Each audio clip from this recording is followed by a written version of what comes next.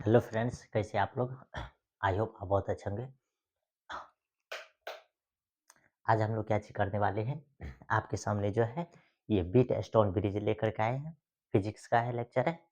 इसमें हम लोग क्या चीज़ करते हैं, ये बीट स्टोन ब्रिज में जो है ये रेसिस्टेंस का जो है, इसमें हम लोग ये दो तरह का बीट स्टोन ब्रिज में नॉर्मली हम लोग क्या चीज़ करते हैं, हम लोग जो है क्या चीज़ करते हैं, रेसिस्टेंस के बीच जो है रेशियो हम लोग क्या चीज़ करते हैं, फाइंड करते हैं। ये नॉर्मल सा कॉन्सेप्ट है, इसमें उतना ज़्यादा डिफिकल्ट कॉन्सेप्ट नहीं है।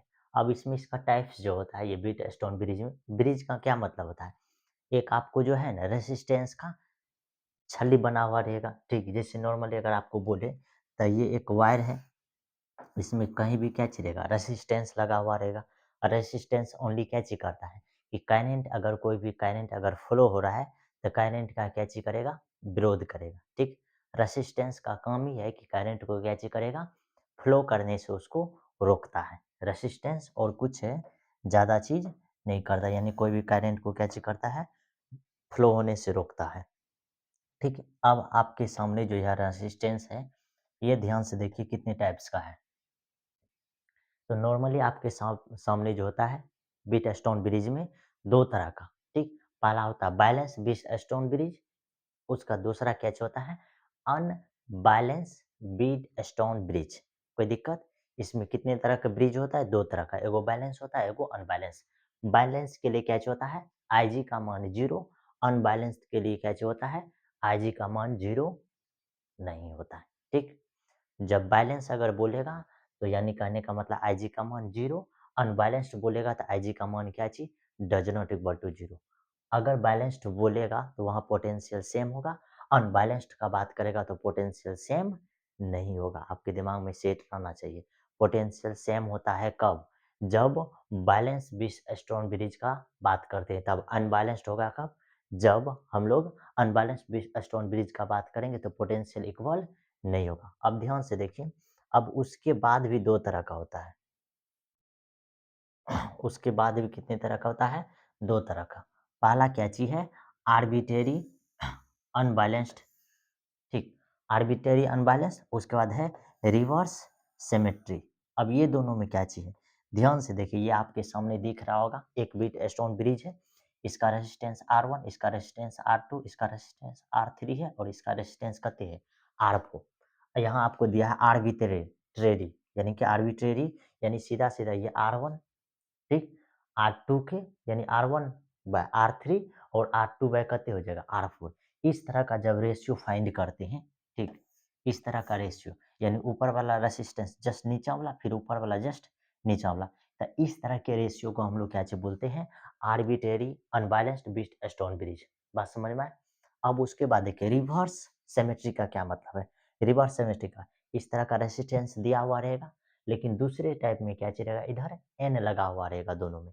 एन का मतलब कि ये नंबर चेंज भी हो सकता है, ये कैसे हो सकता है, चेंज। कहने का मतलब ये आपको दो रहेगा तो ये तीन, यानी नंबर के लिए ये डिफिनिट नहीं है कि सेम ही नंबर होगा, ठीक। तो ये हो जाएगा R1 बाय R3, फिर इधर एन R2 बाय कहते एन R4। और ये एन एन इक्वल नहीं है, ये क्या चीज हो सकता है, डिफरेंट भी हो सकता है। बात समझ में आए? तो यानी कि रिवर्स मतलब क्या चीज हो जाएगा, उल्टा। रिवर्स मतलब क्या चीज, उल्टा हो जाएगा। तो इसमें कोई तरह का दिक्कत या टेंशन नहीं लेना। तो ये इतने तरह का है।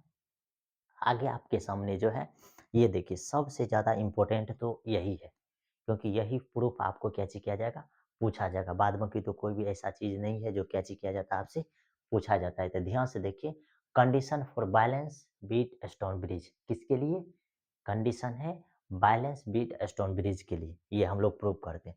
ये अब आपके सामने क्या चीज है, एक बीट स्टोन ब्रिज है, रेसिस्टेंस ऊपर का R1, नीचे का R2, इधर R3, इधर का है R4। अब ध्यान से देखिए, और बीच में एक गैल्वेनोमीटर रखा हुआ है, ठीक, जिससे हम लोग जो है जब भी करंट पास करते हैं तो आपको मालूम है कि इसका पोटेंशियल क्या चीज होगा, सेम। यानी कि जब बैलेंस बीट स्टोन ब्रिज का बात करते हैं तो पोटेंशियल सेम होगा, तो आईजी का मान क्या होगा, बीच के लिए जीरो। अब ध्यान से देखिए, यहाँ आपके सामने क्या चीज है, एक ईएमएफ लगा हुआ है, ठीक। अब आई करंट जाएगा, आई करंट जो है ये सेम, इस पॉइंट के बाद जो है आई करंट क्या चीज हो जाता है, दो दिशा में डायरेक्शन यानी कि दो दिशा में जाने लगता है, एक दिशा ऊपर की ओर, दूसरा दिशा नीचे की ओर। ऊपर दिशा में जो करंट जाने लगेगा तो ये करंट जो आई है, ये करंट दो भाग में डिवाइडेड हो जाता है। ऊपर में I1 करंट जाने लगेगा और नीचे में क्या चीज I2, और ये I1 करंट इसमें भी पास करेगा। बात समझ में? ये यहाँ क्या हो जाएगा, I1 ही करंट, ये क्या हो जाएगा, I1 करंट। इसमें आपको दिक्कत नहीं होना चाहिए। लेकिन जैसे इधर करंट पास करेगा तो ये I2, तो इसमें भी आपके सामने क्या चीज पास करेगा, I2 ही। ठीक, और ये दोनों फिर इधर जो निकलने लगेगा तो फिर आपके सामने यहाँ क्या निकलेगा, I करंट ही। तो यानी जितना करंट जाएगा यहाँ डिवाइडेड हो जाता है, I1 इधर I2, फिर ये I1 इधर I2, ये दोनों फिर बाद में उतना ही करंट क्या हो जाता है, निकल करके ये ईएमएफ में प्रवेश कर जाता है। ठीक, और ऊपर का रेजिस्टेंस R1, इसको R3 या R2, और ये कहते हैं R4। अब हम लोग क्या चीज करेंगे, एक फार्मूला हम लोग पढ़े हैं क्या, ध्यान से देखो कि अगर कोई एक स्टेट वायर है, ठीक, उसका दो पोटेंशियल है ए और बी। अब इसमें अगर करंट पास करेंगे तो V1 minus V2 equal to कितने हो जाएगा, IR। अगर इसमें करंट क्या चीज पास हो, I करंट पास हो तो कहते हो जाएगा IR। नॉर्मली आपको ओम के नियम के लिए मालूम होगा कि V बराबर क्या होता है, IR। V बराबर I और R, तो इसी तरह से VA minus VB equal to IR। अब देखो जब पोटेंशियल सेम रहेगा, यही इसके बीच में ये रेसिस्टेंस है, यानी रेसिस्टेंस है, इसमें जो करंट पास कर रहा है, तो करंट तो पास कर रहा है लेकिन इसके बीच का पोटेंशियल सेम है। पोटेंशियल सेम का क्या, VA minus VB equal to IR। अब पोटेंशियल सेम का क्या मतलब है, यानी कि VA इक्वल क्या हो जाएगा, VB। दोनों एक दूसरे का क्या हो जाएगा, बराबर, यानी इसके बीच का पोटेंशियल सेम। जैसे पोटेंशियल सेम तो दोनों सेम हो जाएगा, तो ये जीरो, तो यहाँ I का भी मान जीरो और R का भी मान क्या हो जाएगा, जीरो। ठीक, अब देखो, अब अभी तुरंत हम ये दोनों डायग्राम से बताए हैं कि अगर A और B स्ट्रेट लाइन वायर के लिए निकालते तो पहले VA माइनस VB। अब उसी तरह से ये बी स्टोन ब्रिज में देखिए A B के लिए इन ब्रांच AB, तो ए बी के लिए लगाओगे तो सबसे पहले V A minus V B equal to, अब देखो इसके बीच का करंट I1 और रेजिस्टेंस कहते हैं R1, कोई दिक्कत नहीं। फिर देखो इन ब्रांच BC सबसे पहले BC, तो यानी क्या हो जाएगा VB माइनस BC। अब इसके बीच का करंट कहते हैं I1 और R3, तो यहाँ क्या हो गया I1 R3। फिर उसके बाद इन ब्रांच AD, अब AD के लिए निकालोगे तो सबसे पहले VA माइनस VD, करंट कहते हैं I2 और रेजिस्टेंस कहते हैं R2। सिंपल सिंपल है। फिर जब DC निकालोगे तो सबसे पहले कहते हो जाएगा VD माइनस VC, करंट कहते हैं I2 और रेजिस्टेंस कहते हैं R4। ये इस तरह से कितना इक्वेशन बनेगा, चार इक्वेशन बनेगा। कितना इक्वेशन, चार इक्वेशन। अब हम लोग क्या चीज करेंगे, फर्स्ट इक्वेशन को सेकेंड से डिवाइडेड करेंगे, यहाँ लिखा हुआ है डिवाइडेड बाय 1 and 2, यानी फर्स्ट को किससे डिवाइडेड करना है, 2 से। तो फर्स्ट को डिवाइडेड करोगे तो VA माइनस VB, नीचे में VB माइनस VC, ये लिखा हुआ है। इधर क्या हो जाएगा I1 R1, नीचे में I1 R3, ये लिखा हुआ I1 I2, यानी I1 कैंसिल आउट हो जाएगा, बचेगा R1 by R3 इक्वेशन कहते 5। यहाँ इक्वेशन कितना लिखे हैं, 5। अब उसके बाद देखो अगेन डिवाइडेड करेंगे किसको किसको, तो ये 3 और 4 को, यानी इक्वेशन 3 को किससे डिवाइडेड करेंगे, 4 से। जैसे ही ऐसा काम करोगे तो ये देखो VA माइनस VD, नीचे में कहते VD minus VC equal to I2 R4 लिखा हुआ, I2 cancel out, I2 by I4 equation कहते 6। अब एक चीज हम लोग को क्या चीज दिखता है कि ऊपर में VA माइनस VB है, यहाँ VA माइनस VD है, नीचे में VB माइनस VC, यानी VA और VC सेम है, और बीच में आ गया यहाँ क्या चीज VD, यहाँ VD, जिसके कारण ये सेम नहीं हो रहा। तो हम लोग क्या चीज करते हैं, ये बीच वाला जब निकालते हैं तो आपको मालूम है फोर पोटेंशियल सेम, यानी पोटेंशियल सेम होगा तब क्या होगा, VB minus VD equal to IG, और जी का मान क्या चीज होता है, जीरो। कब, जब बीट स्टोन ब्रिज क्या चीज हो, बैलेंस्ड हो। ठीक, ये अब जैसे ही जीरो होगा तब VB है, ये माइनस वाला इधर आएगा तो प्लस में, यानी कि VB माइनस करते हैं अति बराबर क्या चीज हो जाएगा VD। जैसे ही बराबर हो जाएगा तो बोलेंगे इन इक्वेशन 6, यानी ये 6 में putting VB in place of BD, यानी कि VD के स्थान पे आपको क्या चीज कर रखना है, VB को पुट कर देना है। इसमें जब पुट करोगे तो V A minus V D, D के जगह पर क्या चाहिए बी, फिर नीचा में डी के जगह पर बी माइनस वी सी, और इसका क्या चाहिए R2/R4। ये इक्वेशन 7, और इक्वेशन 7 और 5 को देखो। अब ध्यान से देखो, इक्वेशन ये 5 है और ये इक्वेशन करते हैं 7। ये दोनों को जब आप देखोगे तो ये दोनों से आपके सामने क्या निकलने वाला है? ये दोनों से क्या निकलने वाला है कि इतना कंडीशन जो है इसका क्या चीज है, सेम है। ये देखो, इसको ध्यान से देखो, ठीक। और उसके बाद ये इक्वेशन को ध्यान से देखो, ये इक्वेशन को ध्यान से देखोगे तो आपको मालूम चल जाएगा कि क्या चीज सेम है, ठीक। इतना चीज जो है, इतना चीज और इसका भी इतना चीज, ये क्या चीज है, सेम है। दिख रहा है, ये भी ए माइनस बी बी बटे B B minus B C same है।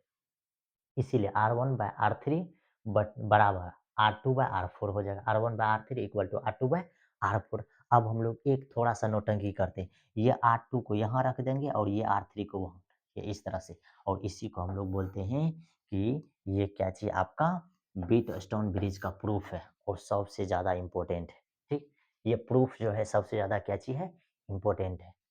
अब आगे देखोगे, इसका स्क्रीनशॉट ले सकते हो, बेहद आसान तरीका से आप लोग भी बना सकते हो। आगे आपके सामने 3 क्वेश्चन है। कितना क्वेश्चन, 3। पहला क्वेश्चन में आपको क्या चीज कह रहा है, चेक करने का रहा है कि ये जो आपके पास व्हीटस्टोन ब्रिज दिया हुआ है, क्या ये व्हीटस्टोन ब्रिज बैलेंस है या अनबैलेंस। आपको क्या करना है, अभी तुरंत बताए थे कि इसका रेशियो इसके रेशियो के बराबर और इसका रेशियो इसके रेशियो के क्या होता है, बराबर, यानी 2/4 और 3/7। तो आप जब इसको कट करोगे तो ये कभी सेम नहीं होगा, ये बराबर नहीं होगा, यानी इसका मतलब IG का मान 0 नहीं हुआ। जैसे IG का मान है 0 नहीं, तो बोलेंगे कि ये जो है फिगर, ये अनबैलेंस्ड व्हीटस्टोन ब्रिज है। उसके बाद दूसरा फिगर में चेक करो। अब दूसरा फिगर में चेक करोगे तो क्या चीज आपको मालूम है, ऊपर व नीचे, यानी 3/9, फिर इधर 4/12। इसको जब कट करोगे तो ये 3, ये भी कट करोगे तो कहते 3, यानी 1/3 1/3। तो इस तरह से हम लोग क्या चीज कह सकते हैं कि ये जो है क्या चीज, IG का मान 0, इसका मतलब ये बैलेंस बीट स्टोन ब्रिज है। ये क्या चीज है, बैलेंस बीट स्टोन ब्रिज, कोई दिक्कत नहीं। अब आगे देखो, आगे अगर इस टाइप का रहेगा, इस टाइप का, इस टाइप का रहेगा तो इसको क्या चीज करोगे, तो ये 2/6, इधर 6/2, ये इस तरह का आएगा। तो आपको बहुत अच्छे से मालूम है, बहुत अच्छे से ये मालूम है कि ये जो है क्या चीज है, 2/6 है तो 6/2, यानी कि ये रेशियो क्या चीज है, रेसिप्रोकल, यानी इसको बोलेंगे क्या चीज, रिवर्स बीट स्टोन ब्रिज। बात समझ में आया। तो ये तीनों एग्जाम्पल बहुत दमदार एग्जाम्पल है, ठीक।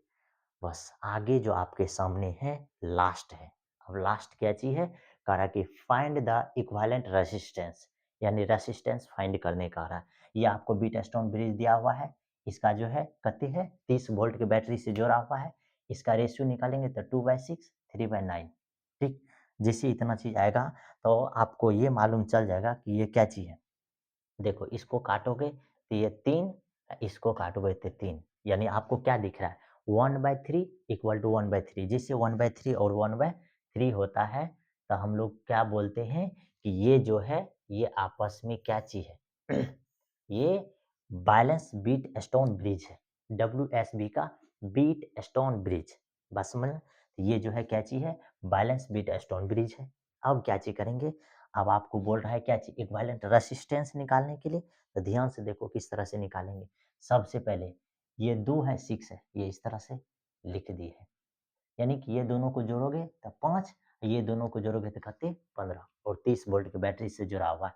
अब जब इक्विवेलेंट रेजिस्टेंस निकालोगे तो 1/R equivalent 1/R1 plus 1/R2। जैसे इतना करोगे ये इस तरह से निकलेगा, और इसको कैलकुलेट करोगे तो आपको बहुत अच्छे से मालूम है कि इसका कैलकुलेशन क्या हो जाएगा। सबसे पहले तो ये नीचा में 15 हो जाएगा, 5 से डिवाइडेड करोगे तो 3, 3 से गुना करोगे तो 3, फिर देखो 15 से भाग दोगे तो 1 मरते 1 से गुना करोगे 1, तो ये कितने आ गया 4/15। ये 1/R इक्विवेलेंट बराबर 4/15। अब जब इसी को पलटी करोगे तो R इक्विवेलेंट बराबर 15/4, 15/कितने निकल जाएगा 4।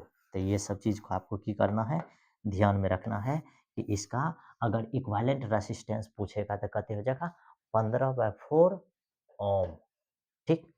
अब देखो, अब आगे थोड़ा-सा हम लोग क्या चीज़ करिए, अपने मन से इसका करंट निकालेंगे। जैसे करंट निकालेंगे तो क्या चीज़ हो जाएगा, ओम के नियम से V बराबर IR, यानी कि V आपको दिया है 30, I और R का मान निकाले हैं 15/4, यहाँ रख दोगे।